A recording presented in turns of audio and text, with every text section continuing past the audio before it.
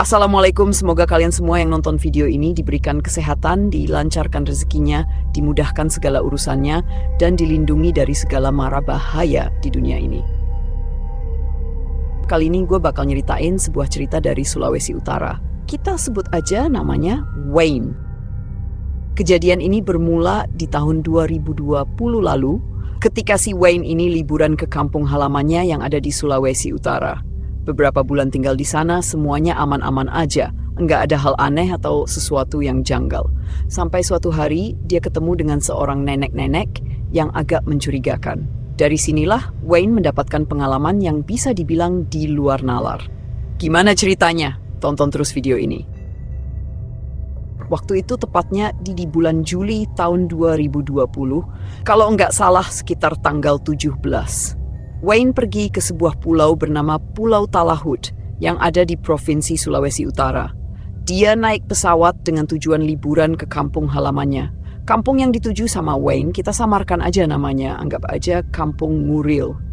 Singkat cerita, setelah sampai di bandara Kepulauan Talaud, Wayne naik bentor menuju pelabuhan penyeberangan untuk naik kapal feri. Kampungnya Wayne berada di pulau sebelah, masih satu kabupaten.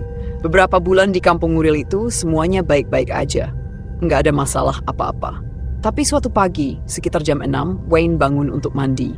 Setelah mandi, tiba-tiba bulu kuduknya berdiri. Dia merasa ada sesuatu yang nggak beres. Saat masih memakai handuk di kamar mandi, Wayne buru-buru keluar. Ketika keluar, dia melihat sesuatu yang bikin kaget. Ada sepasang mata merah ngintip dari sela-sela dinding papan rumah. Rumah itu sebagian terbuat dari papan, jadi ada celah-celah di antara papannya. Wayne tinggal di rumah kecil sederhana yang mirip rumah adat, pendek, dan tidak bertingkat. Melihat mata merah itu, awalnya Wayne berpikir itu mungkin orang iseng. Tapi kok aneh banget, matanya merah menyala. Karena penasaran, dia mendekati celah itu untuk melihat siapa yang ngintip.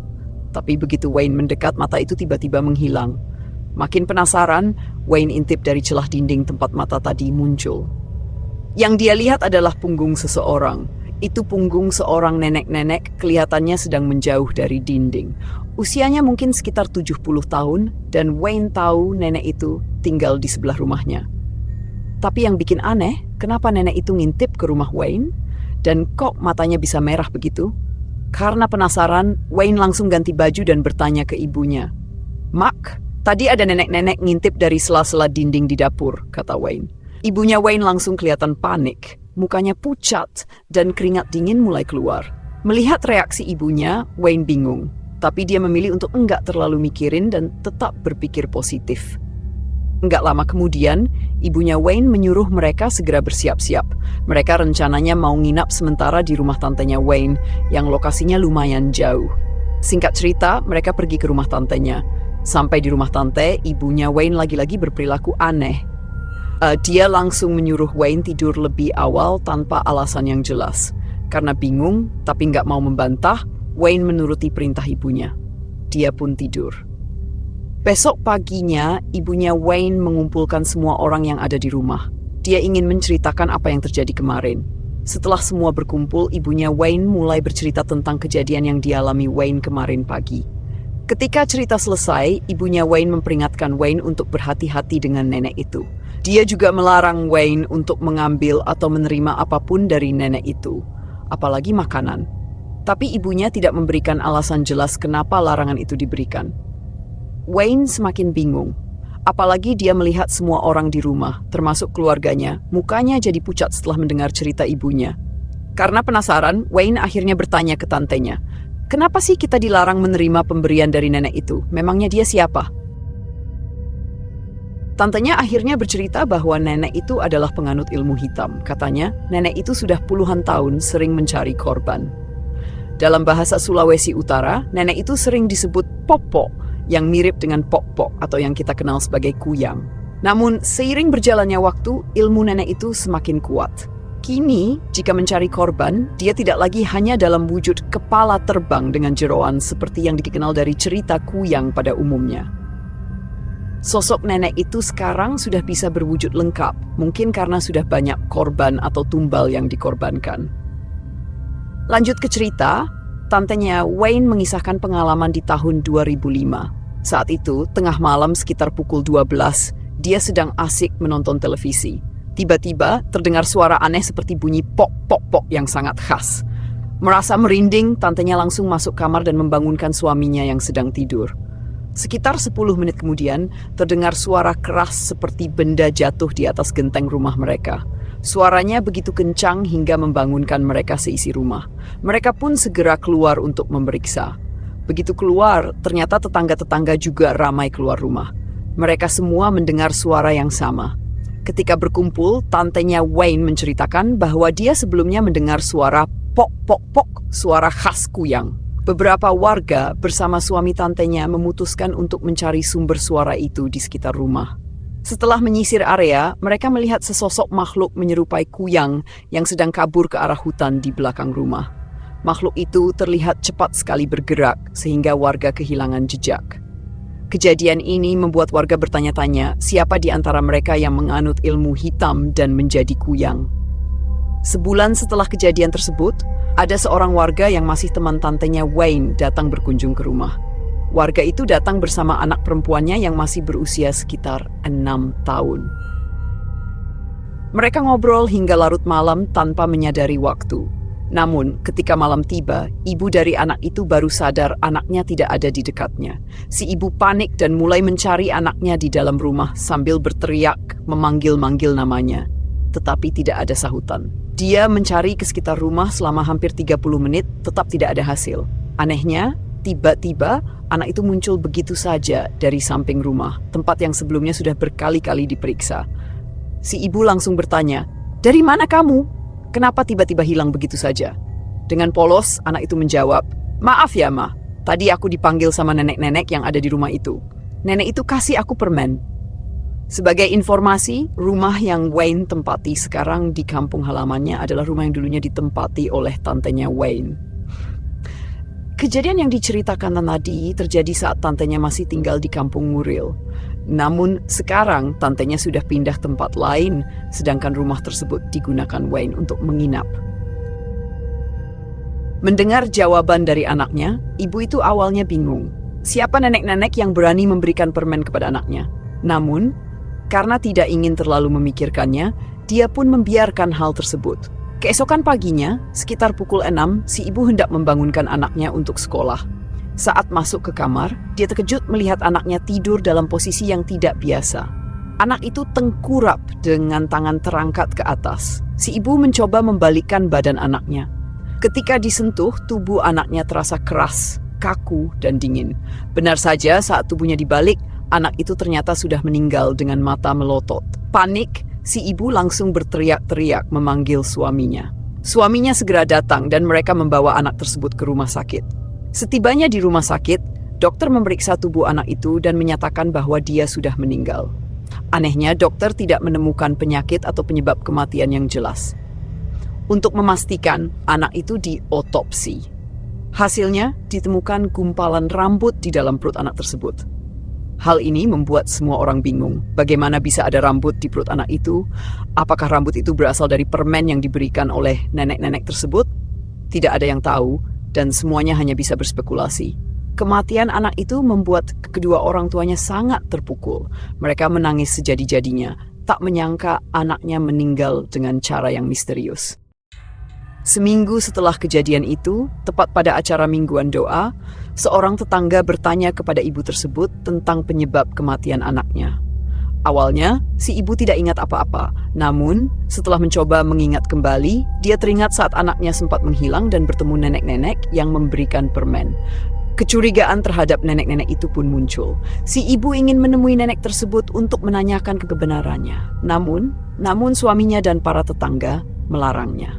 Mereka berpendapat tidak baik menuduh tanpa bukti, apalagi anak mereka sudah tiada dan tidak bisa kembali. Akhirnya pasangan itu hanya bisa pasrah dan menerima kejadian tersebut. Namun sejak itu warga kampung mulai mencurigai sosok nenek-nenek tersebut. Mereka ingin mengambil tindakan, tetapi lagi-lagi terkendala karena tidak memiliki bukti. Mendatangi rumah nenek itu tanpa alasan yang jelas pun dianggap tidak bijak. Kembali ke cerita Wayne. Setelah mendengar kisah dari tantenya, Wayne merasa merinding. Dia langsung teringat kejadian yang dialaminya sebelumnya.